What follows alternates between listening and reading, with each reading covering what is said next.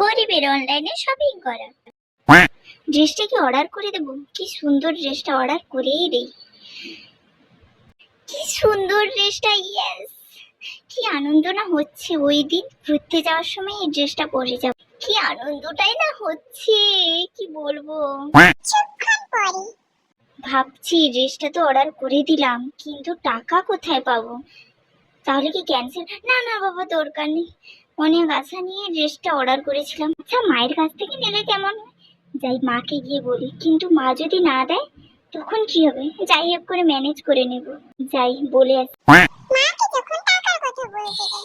মা তো এখন কাজ করছি, মনে হয় মার মাথাটা ঠান্ডা আছে।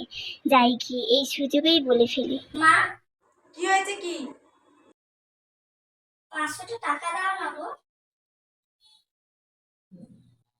আসলে অনলাইনে একটা ড্রেস খুব পছন্দ হয়েছিল, अच्छा তাই সেটা আমি অর্ডার করে দিয়েছি।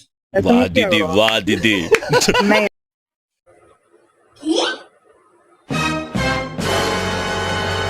এবার আমি শেষ। না না না, কিছু না। রোনালদো পান্তা ফুরোচ্ছে, তুই শপিং করছিস?